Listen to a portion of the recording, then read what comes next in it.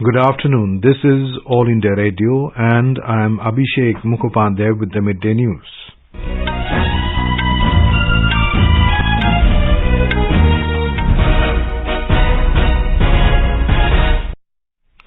The headlines.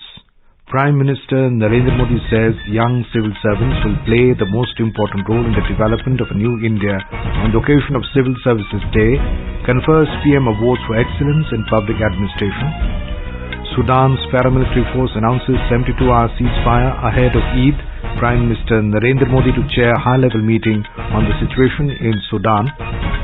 Massive search operation launched after terrorist attack in Poonch, Jammu and Kashmir. External Affairs Minister Dr. S. Jaishankar begins 9-day tour of Latin America and the Caribbean. Heatwave conditions to abate over eastern India from tomorrow. And in archery, Indian men's recurve team enters the finals of the Archery World Cup in Antalya, Turkey.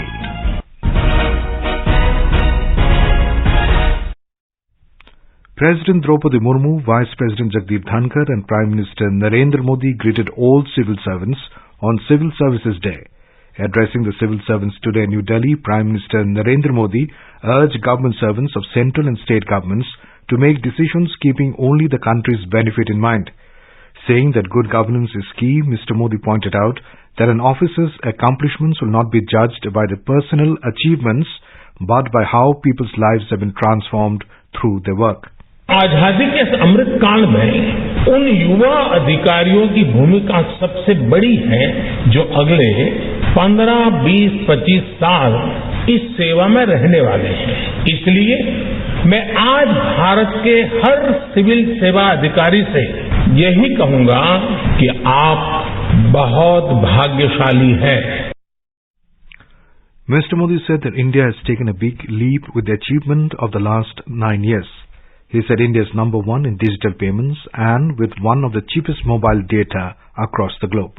Corona के महासंकट के बावजूद आज भारत दुनिया की 5वीं सबसे बड़ी अर्थव्यवस्था है। आज भारत फिनटेक वर्ल्ड में छाया हुआ है। डिजिटल पेमेंट के मामले में भारत नंबर 1 है। आज भारत दुनिया के उन देशों में है जहां मोबाइल डेटा सबसे सस्ता है। आज भारत में दुनिया का तीसरा सबसे बड़ा स्टार्टअप इकोसिस्टम है। On the occasion, Mr. Modi also presented the Prime Minister's Awards for Excellence in Public Administration. The awards are given to exceptional and innovative efforts made by civil servants and organizations in both the central and state governments to improve the lives of ordinary citizens. Prime Minister Narendra Modi will chair a high-level meeting on Sudan. Sources said he will review the situation relating to Indians in that country. Earlier today, Sudan's paramilitary group RSF has announced a ceasefire amid heavy fighting with the army in the capital Khartoum. The 72-hour ceasefire announced by the RSF came into effect today at 6 a.m. local time, marking the beginning of the Muslim holiday of Eid al-Fitr. However, there was no word from the army on whether it would observe a ceasefire. There have been a series of failed attempts at ceasefires since the violent power struggle broke out last weekend between the army under General Abdel Fattah al-Burhan and the RSF, which is led by General Mohammad Hamdan Dagalo. Yesterday, External Affairs Minister Dr. S. Jaishankar met United Nations Secretary General Antonio Guterres in New Delhi and discussed the worsening situation in Sudan, and United Nations Secretary General appealed to the warring factions to observe a 3-day truce over Eid and allow civilians to reach safety. At least 350 people have been killed in the fighting so far. Security forces have launched a massive search operation in the dense forest of the Bata Doria area in the Union territory of Jammu and Kashmir after a terrorist attack in Poonch yesterday killed 5 Indian Army personnel and injured 1. According to official sources, the entire area has been cordoned off and drones and sniffer dogs have been used to apprehend the terrorists. Officials said that a high alert has been sounded on the border districts and along the line of control. Traffic has been diverted. 5 Indian Army personnel died and 1 was seriously injured yesterday after the vehicle caught fire following a terrorist attack in Poonch. They belong to the Rashtriya Rifles unit deployed for counter-terror operations. Defence Minister Rajnath Singh, Lieutenant Governor Manoj Sinha, and parties and outfits across the political spectrum have strongly condemned the cowardly attack. External Affairs Minister Dr. Jaishankar begins his 9-day trip to Latin America and the Caribbean today. The External Affairs Minister will begin his visit to Guyana, then proceed to Panama, Colombia, end his visit at the Dominican Republic on the 27th of April. A business delegation from India led by the Confederation of Indian Industry will be joining the minister at business events during the visit. The visit focuses on strengthening partnerships with the countries of the region. Election officials are scrutinizing the nominations for the Karnataka Assembly elections today. The filing of nominations for the upcoming Assembly elections ended yesterday, and April 24th is the last day to withdraw the nomination. The political parties and the candidates have hit the campaign trail to seek the support of the electorate in 224 constituencies. More from a correspondent. Interesting contest is seen in many constituencies in Karnataka as Chief Minister Basavaraj Bommai is facing the electoral battle from Shigaon for the 4th consecutive time. Former Chief Minister Siddaramaiah has shifted back to his traditional seat Varuna, where he is pitted against BJP strongman V. Somanna. Congress State President D.K. Shivkumar is a 7-time MLA who is contesting again from Kanakpura and is challenged this time by a strong contender from BJP R. Ashoka. The JDS second in command H.D. Kumaraswamy is countering his traditional rival C.P. Yogeshwar from BJP from Channapatna. Sudhindra, AIR News, Bengaluru. This is All India Radio giving you the news. For quick news updates around the clock, follow us on our Twitter handle at AIR News Alerts.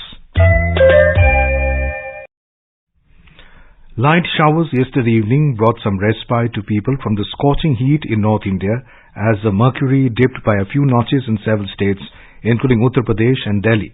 The Met Department said that the maximum temperature in Delhi and several parts of UP recorded a slight dip yesterday, bringing relief from the severe heat wave conditions that battered the state over the past few days. In Himachal Pradesh, intermittent rains accompanied by hailstorms lashed several parts of the state.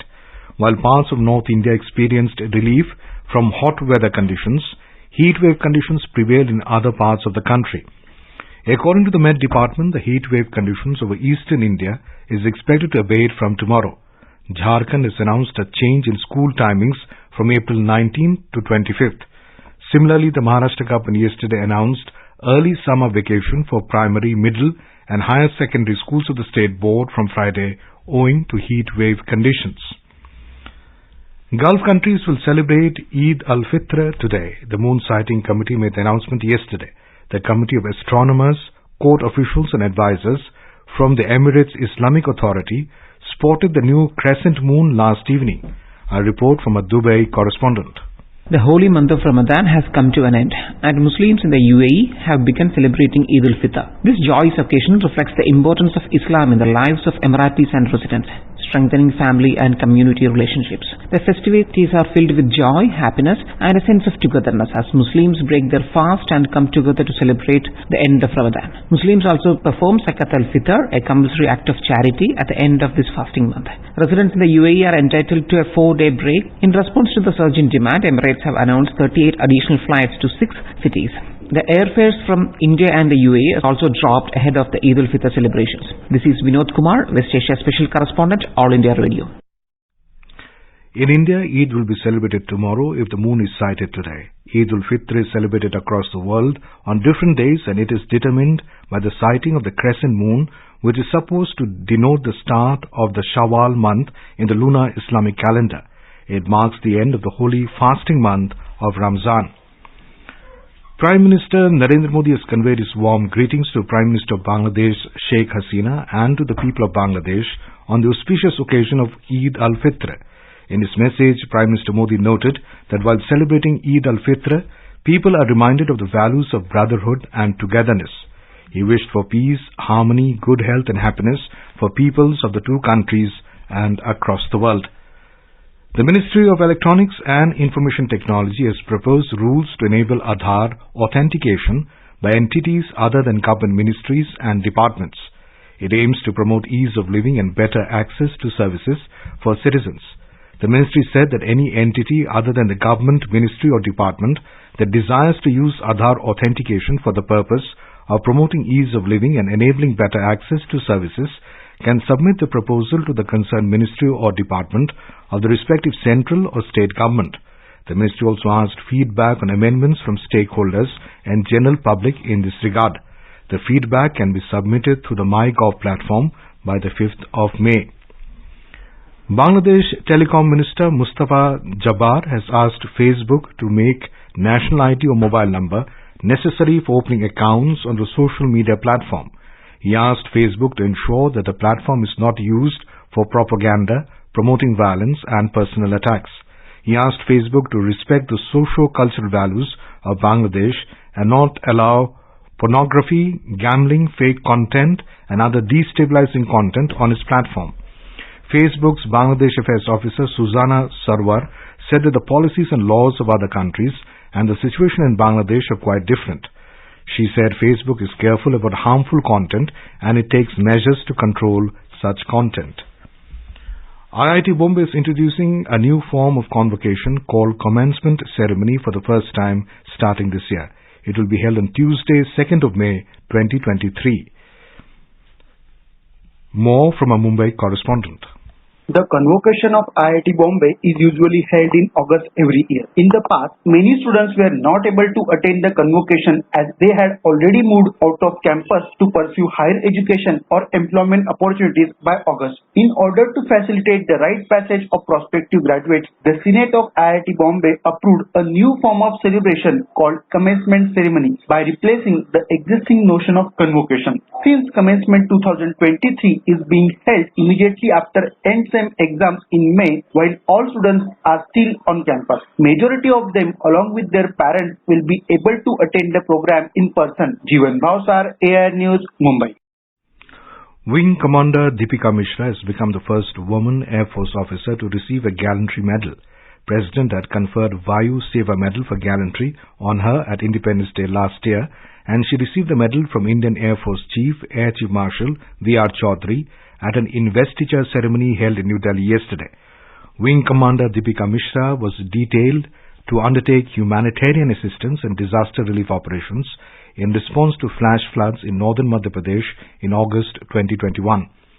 Braving deteriorating weather, strong winds and the near sunset time, she was the first and the only respondent to reach the affected area the same evening.